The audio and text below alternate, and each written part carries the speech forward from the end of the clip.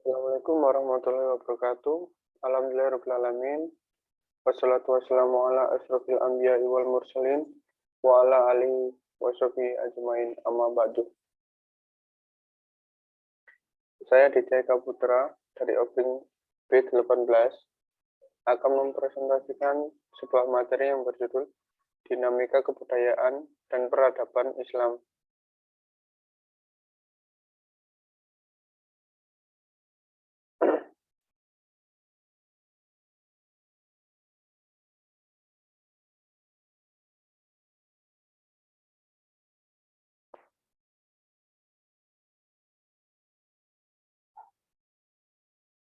Ilmu pengetahuan dalam perspektif Islam.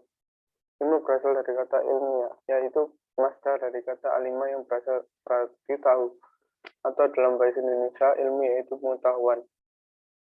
Pengetahuan dibagi menjadi dua macam, yaitu yang pertama pengetahuan biasa yang disebut dengan knowledge, yaitu pengetahuan umum tentang hal sehari-hari.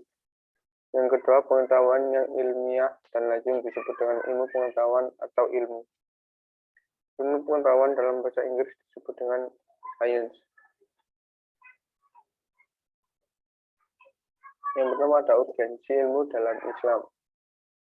Allah Subhanahu wa taala memerintahkan kepada manusia untuk senantiasa memikirkan apa yang ada di bumi. Di dalam Al-Qur'an, Allah Subhanahu wa taala menyebutkan kata fakoro dan tafakkoro yang artinya berpikir sebanyak 19 kali. Imam Syafi'i menyatakan bahwa siapa yang ingin mendapatkan dunia maka dia harus memiliki ilmu. Barang siapa yang menginginkan akhirat, dia juga harus memiliki ilmu. Dan siapa yang menginginkan keduanya, dia juga harus memiliki ilmu. 2. Integrasi ilmu, iman, dan amal. Seorang muslim yang beriman akan mengaplikasikan keimanan yang diyakininya dalam seluruh aspek dan bidang kehidupan. Ilmu pengetahuan, teknologi, politik, ekonomi, dan sebagainya. Di dalam Islam, iman, ilmu, dan amal merupakan satu kesatuan yang utuh yang tidak dapat dipisahkan antara satu dengan lainnya. Perbuatan baik orang Islam tidak bernilai ibadah apabila tidak didasari iman dan takwa. Yang ketiga, kedudukan dan tanggung jawab ilmuwan. Keutamaan orang berilmu.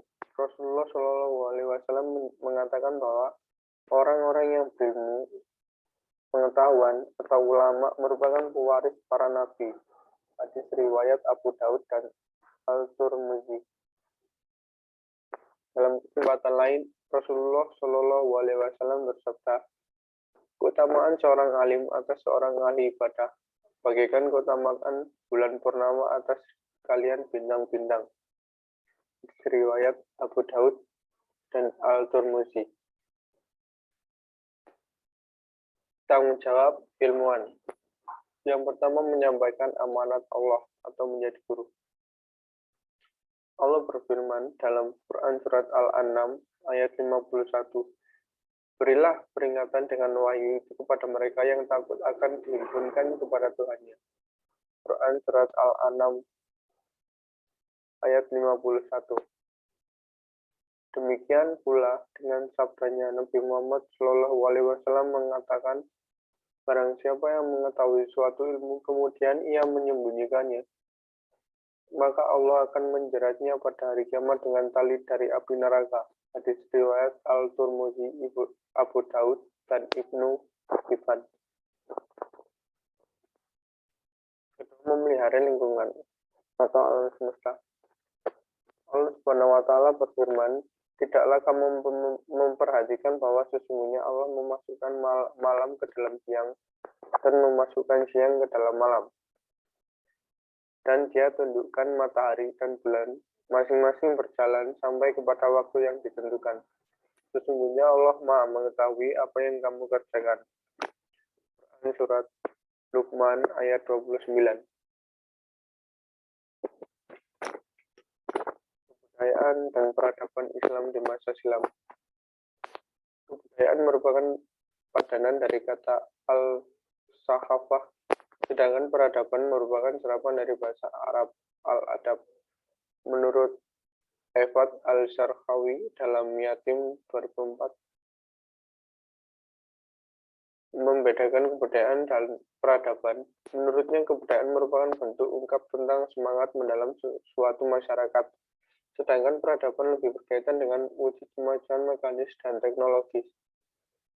Kalau kebudayaan lebih banyak direfleksikan dalam seni, sastra, religi, atau agama dan moral, maka peradaban terefleksi dalam politik, ekonomi, dan teknologi. Faktor-faktor penyebab kemajuan dan kemunduran. Sebab kemajuan umat Islam. Masa kemajuan Islam berlangsung antara tahun 650 sampai 1000 Masehi. Masa ini adalah masa tiga kekhalifahan, Khalifah Rashidah, Khalifah Bani Umayyah, dan Khalifah Bani Abbas, serta puncak kejayaan Islam terjadi pada masa pemerintahan Bani Abbas. Kemajuan umat Islam dipengaruhi oleh dua tradisi, yaitu yang pertama, masyarakat Arab sudah bisa menulis. Kedua, pola pikir para imam Arab yang sistematis. Sebab-sebab kemunduran umat Islam. Yang pertama, di bumi hanguskannya Baghdad oleh pasukan Mongolia yang dipimpin oleh Genghis Khan dan Hulagu Khan. Dibakarnya pusat pengembangan ilmu pengetahuan. Yang ketiga, dibunuhnya ulama dan para sarjana. Yang keempat, terbunuhnya Khalifah Al-Mu'tasim.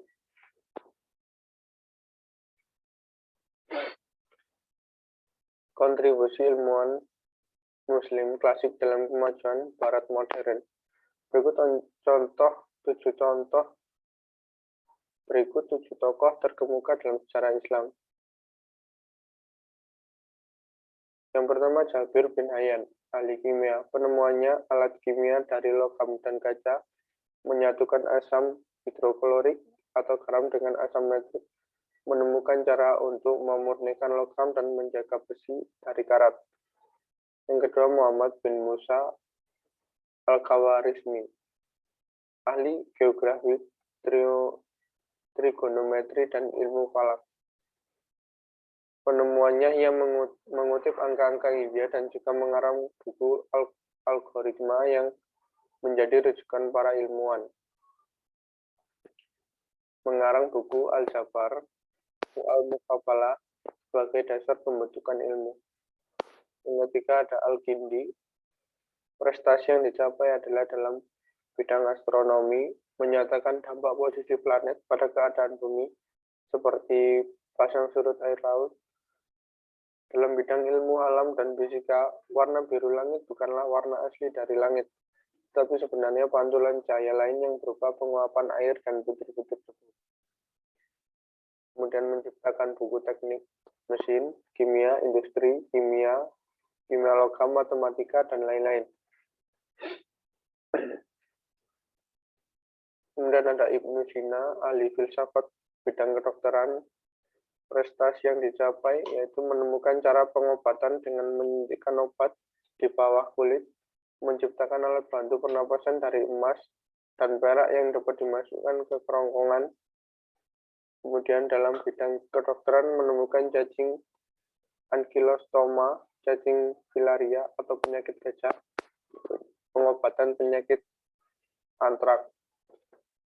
Kemudian ada Sabit bin Qurrah, ahli terjemah, mengarang buku dalam bidang astronomi, matematika, filsafat, dan geografi.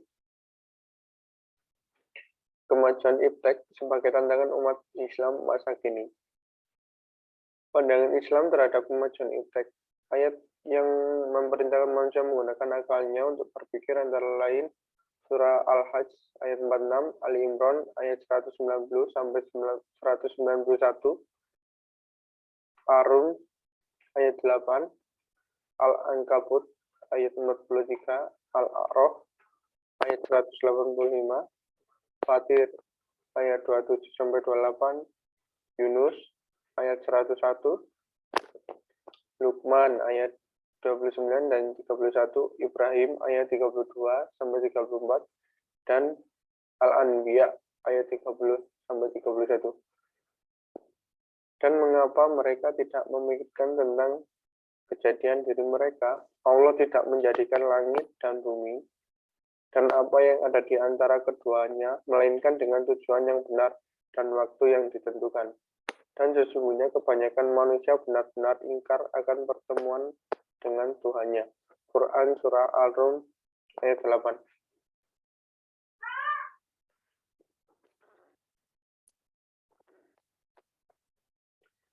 Merasa kebangkitan umat Islam di bidang iptek. Kebangkitan umat Islam bisa ditumbuh kembangkan dengan mempertimbangkan aspek internal dan eksternal. Yang pertama, aspek internal. Ayat Al-Quran yang bisa menginspirasi umat Islam untuk gigit dalam berusaha, misalnya tertuang dalam Quran Surah Alam Nasroh ayat 7-8. Yang bertentang, maka apabila kamu telah selesai dari suatu urusan, kerjakanlah dengan sungguh-sungguh urusan yang lain. Dan hanya kepada Rabbmulah hendaknya kamu berharap. Quran Surah 94 ayat 8. Yang kedua, aspek eksternal. Langkah yang harus diambil umat Islam untuk bangkit dari keterpurukan adalah dengan mempelajari seluruh prestasi barat modern untuk akhirnya bisa bersaing dengan mereka. Spirit kemajuan ini harus berjalan beriringan dengan moralitas Al-Quran supaya umat Islam tidak terjerumus pada hal yang bertentangan dengan agama Islam. Jejak peradaban Islam dalam kebudayaan Indonesia. Kerajaan-kerajaan Islam.